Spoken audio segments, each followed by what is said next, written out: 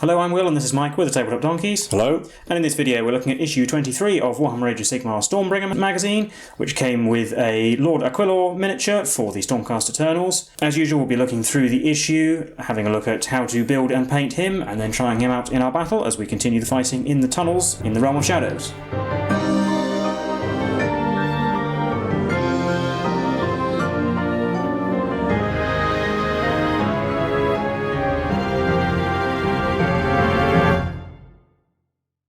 So starting our look through the issue, first we learn about the Necroquake, a cataclysmic event which was caused when Nagash, the self-appointed god of the dead, tried to conduct an enormous ritual to bind all of the living to his will with an abundance of death magic. But he was foiled by the meddling of the Skaven, who caused his ritual to go slightly wrong, and he lost control of the power. But it still raised a large number of unquiet spirits across the realms, causing graveyards to empty and tombs to give up their dead. This precipitated something called the Soul Wars, where the inhabitants of all the realms, regardless of their allegiance, were assailed by these newly raised armies of undead things. And it also permanently affected the Realm of Death by inverting the usual state of affairs so that the death magic was most concentrated at the middle rather than at the edges, and created something called the Shaiish Nadir, which is a sucking void of raw death magic which is slowly drawing the entire realm into itself. And we have a start of a new short story from the perspective of Golmrog City Eater, the killer boss that we met in a previous short story. Here going over some of the fighting in Gur from his perspective. In this one, he has to obtain some wagons which are guarded by the Stormcast Eternals after he lost a bet. We have the background for the Lord-Aquilor. These are the commanders of the Vanguard Auxiliary Chambers, body within the Stormcast Storm Hosts, which serve as scouts and rangers and reconnaissance specialists and things like that. And the Lord-Aquilor conduct their role from atop mighty griff chargers. So as usual, we have some tables to roll on for his traits, and you can record his name and some deeds. And the build instructions is fairly simple model to put together, just follow the instructions carefully, and being a Stormcast is not too fragile. But you will need glue for this model, it's not a push together one. So you can see putting the griff charger together here, and then the rider. And you do have a choice of heads. You can either have a helmet or a bear head. And the painting instructions are just as we've got used to for Stormcast. So starting with Corax white undercoat for the Griff Charger and Retributor armour for the rider. Then base coating with all the usual colours, blue, black, yellow for the beak. Various other gold details, some more white for his face, brown for his cloak, and some wraithbone and some red lead belcher for the metal parts, and then putting a coat of our new Griff Charger grey contrast paint all over the Griff Charger, making sure to work it into the recesses for some shading. And that's as far as we get with him for now, but he's starting to come together. So I'll hand you over to Mike though now, and we'll look at his war scroll and get into our game. So we don't have any more expansions to the core rules yet, so we're straight to our new war scroll for the Lord-Aquilor. You can see he's got a heavy bolt storm pistol as a missile weapon, 12-inch range, 4 attacks, hitting and wounding on 3s, minus 1 rend, 1 damage. And he has a starbound blade and a shock hand axe, which actually both have basically the same stats, just gets 1 less attacks with the axe. Which also hit on 3s and wound on 3s, minus 1 rend, and do 2 damage, while the Griff Charger's Razor Beacon Claws have 3 attacks, hitting on 3s, wounding on 3s, minus 2 rend, 1 damage. And he has a 12-inch move, 8 wounds, 3 plus 8, bravery 9.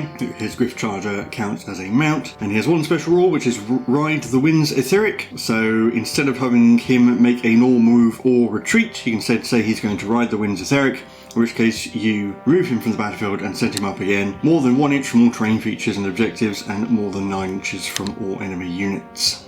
Here you can see an example of the Lord-Aquilor using his Ride the Wind's Etheric to get out of the reach of those gut rippers and to safety. Even though you can use it instead of retreating, it does not count as a retreat move, so you can still shoot and charge later in the turn if he needs to. And then our backstory to today's game, Surface Tension, where both forces have managed to wind their way through the tunnels, despite the draw in the last game. Both sides have come across a ridge that has been formed by Shadowstone, the realmstone of Ulgu, which has formed a natural wall of darkness, so it's an important strategic location both sides want to capture. So for the Forces of Order, we have the Lord-Aquilor, the Stormstrike Chariot, 5 Vindictors, Xandar's Truth Seekers and the Night Arcanum. And obviously they want to reinforce this ridge with more traditional defences and then gather the Shadowstone for various arcane reasons. While the Forces of Destruction have the Killer Boss with Stabgrot, Swampcrawler Shaman and Potgrot, 10 Gut Rippers, 10 Hoggrot Slitters and the Marshcrawler Soggoth, who want to use the Shadowstone ridge to hide behind and conceal their movements. And also they want the Realmstone for the dark rituals of the Swampcrawler Shamans.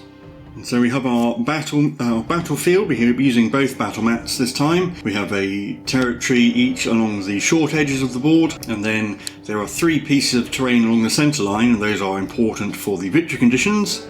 So for deployment, we're deploying as usual and then placing 3 pieces of primal layer along the centre fold where the battle mats intersect, and you're not allowed to use the big fallen beast piece of primal layer. And these are important because at the end of the 5th battle round we check to see how many models each side has within 3 inches of each of the primal layer scenery pieces, and whoever has the most models has control of that scenery piece, and whoever has the most at the end of the 5th battle round wins. And then the special rule for this game is at the centre line, so where the objectives are, is a wall of murky fog created by the shadowstone, and you cannot target each other with spells or ranged attacks across the centre line of the battlefield. Well, we'll get the board set up and our armies deployed and get straight into it. Well, here we are deployed. We've got our 3 pieces of primal layer along the centre of the board. Go over my deployment first. So from left to right, as you see it, I have the Hobgrot Slitters, Morlek the Killer Boss and Chariot Killer, and then I have the Marshcrawler Soroth, which we forgot to say its name last time it was here, but it's the Swamp Lurker. Then we have the Gut Rippers, and then behind them is the Shaman with Popgrot. And then having a look at my deployment from left to right again, we've got the Truth Seekers, then the Vindictors, Knight Arcanum in the middle, our new Lord-Aquilor, whose name we rolled for, he's going to be called Haldane Stormraiser, and finally the Stormstrike Chariot. And then we'll be rolling off for priority in the first battle round. I won. I think I'll actually make the Cruel Boys go first, because I can't shoot anything or do anything, because there's a big wall of fog in the way. Yeah, and my dirty trick is going to be Noisy Racket, because there's no cover for covering him up to be useful. So we'll be on to Cruel Boys turn 1. So Gomrog the Great, the Shaman's going to give a poison to the Gut Rippers, and then he's going to try and cast Summon Boggy Mist, needing a 7. Whoa, 12. Oh, so I can't unbind that. So that gives Cruel Boys Auric units +1 to charge, but everything else is -1 to charge. Well, with the Boggy Mist in place, I think we're actually going to where we are for now. The objectives in the middle only matter at the end of the game, so I think I'm going to wait for the Stormcast to come a bit closer. So we're on to Stormcast turn 1. I can't see through the mist for damage spells, so I'm just going to try and cast Mystic Shield, needing a 6. No, it'll be fine. Oh no, it's a 5. Yes, yeah, 5. needing a 5, so that doesn't go off. Try and bind, needing a 6. Yes, I got a 6. I've moved everything up. The chariot has just poked its nose through the wall of mist so it can see things and shoot. Everyone else is behind all the infantry ran. So we've just got the bow to shoot, and we'll try and pick off a gut ripper, I think. So 2 shots on 3s, 1 hit, and wounding on a 4 because of the thing neck. But that's it, I can't charge because the -1 for Boggy Mist means I can't even make it even with a 12. So straight on to priority for battle round 2.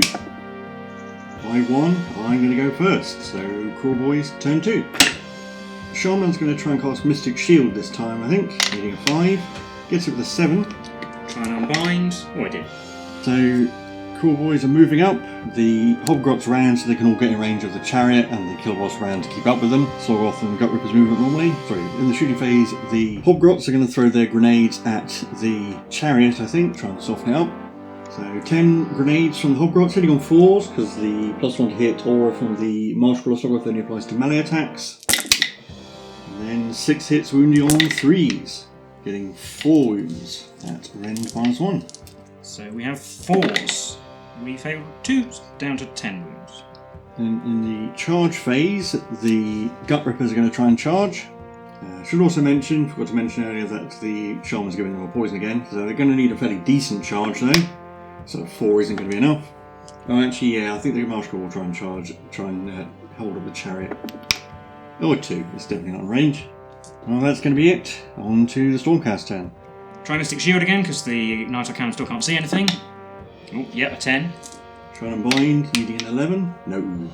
We put Mystic Shield on the Lord-Aquilor, and then moved everybody forward, getting the 2 shooting units through the mist, then they will shoot. So we'll start with Luxa Stormrider of the Truth Seekers. We're going to shoot the Shaman. She has 3 shots to hit on 2s. Yeah, that was actually 2 6s to hit, which just do mortal wounds instead, so that's just 4 mortal wounds. So Golmrog and Stew get her down to 2 wounds. Yeah, and the Lord-Aquilor is within range of them, so shoot his Boltstorm pistol. 4 shots on 3s. 3. And wounding on 3s as well. They will wound, rend -1. 6+ armour. Yep, they're gone. And we've got the Chariot, which is going to shoot the Gut Rippers. You hit once, wounds on 3. That's a wound. 6+ again. Nope. Got 1 orc takes a wound. So then we're on to charges. We're going to start with the Vindictors. They roll a 5, that should be enough. So they get in. We're going to do the Lord-Aquilor next. He's in with a 7. He's going to go up there like that. Then we're going to do the Truth Seekers next. So they roll a 5. I don't think that's enough to get them into anything. Yeah, they actually need a 6 to reach the Gut Rippers. Just. And we'll just do the Chariot as well. Gets a 9. I'll do Scare Shields with the Gut Rippers. They need an 8. Well, they got 10, so it's definitely enough. So there's Vindictors of -1 to hit. The Chariot's just going to have to flatten some Hobgrots because it can't really go anywhere else. But we're keeping out of 3 inches of the killer boss. We rolled a 9 for its charge, so we've got 9 dice doing mortal wounds on 4s. Giving 4. So it runs 4 of them out, 4 Hobgrots over. And at the end of the charge phase, we've got Xandar's Lantern, which I'll put on the Gut Rippers, so basically cancelling out the -1 to hit from Scare Shields. And I'm going to pick the Vindictors to fight first in the fight phase. So they'll just pile in a bit to get away from the Trolloth, so that we don't get snatched, hopefully. So 11 attacks, hitting on 3s, because the minus and plus cancel out. 6s do mortal wound instead. You've got 1 mortal wound. Yeah. Alright. And then 3s, getting 4. So 4 wounds. 4 6+ saves. Oh, made 3. So it's just 2 mortal wounds. So I'm going to pick the Slogoth to go. It'll pile in a little bit around the Lord-Aquilor. Can't quite get in range of the Vindictors, but when the Gut Rippers attack, this guy's going to die first anyway, so it doesn't matter. 4 attacks from the Snatcher crew, needing 3s because they get benefit from their own aura. So they all hit. Wounding on 4s. 2 at no rend. So 2s because I've got Mystic Shield. We're fine. 4 from the Slogoth itself on 2s. So they all hit. Wounding on 3s. 3 wounds at -1. So 3s. Oh, failed 2. So he takes 4 damage. Well, I'll do him next, I suppose. No, I'll do the Chariot next because it can probably hopefully flatten all those grots before they get to attack. Didn't quite catch the roll on camera, but got 2 hits with the axe. 3s, so that kills 1 Hobgrot so far. So there's 5 left before the Griff Chargers attack. Griff charges 6 attacks, they only hit 3 times. Also 3s, they kill 2 more. So we're down to 3 Hobgrots, I think. Now I'll do the Gut Rippers next. So 19 attacks from the 9 remaining Gut Rippers, hitting on 3s thanks to the Slogoth, and 5 pluses on mortal wounds instead. So we've got 7 mortal wounds, and then only 2 misses, so it's 10 regular hits that wound on 4s. Getting another 5 wounds. So 5 3+ saves, failed 2, so with all the mortal wounds, the Prime is left remaining on a wound. We've just got the Lord-Aquilor left, he'll hit the Slogoth because the Hobgrot's probably going to run away. So I'll combine his sword and his axe together because they're all the same profile. 2 attacks with the axe, 3 with the sword. And these all hit on 3s. 4 hits. And they also wound on 3s. We've got 2 with the Ren -1. So it's a 5+ save for the Slogoth. Made 1, takes 2 damage, is down to 10 so far. And his Griff Charger has 3 attacks that also hit on 3s. We've got 2. And also wound on 3s, getting 1, but this is Ren -2. So a 6+. We'll make it. It's down to 10 wounds on the Slogoth. Just the Hobgrots left. 3 of them, including the boss, is 7 attacks, hitting on 3s thanks to the Slogoth. 6s are 2 hits instead. So we've got 4 + 1 for 6 is 5 hits on the Chariot. Wounding on 5s though. We got a wound. 3+ save, yes, fine. And that's all of the combat. So for Bajok tests, the Vindictors, the Gut Rippers, and the Hobgrots will have to make a Bajok test. It's my turn, so I have to do mine first. The Prime lost 4 friends, and the banner's gone, so we're Bravery 7. That's 6 though, so we're okay. Yeah. The Gut Rippers lost 1, so they're fine. And the Hobgrots lost 7, so they would lose 4, but because the killer boss is there, and this is all part of the plan, they only lose 1. Right, and that is it for that battle round. So rolling off for priority.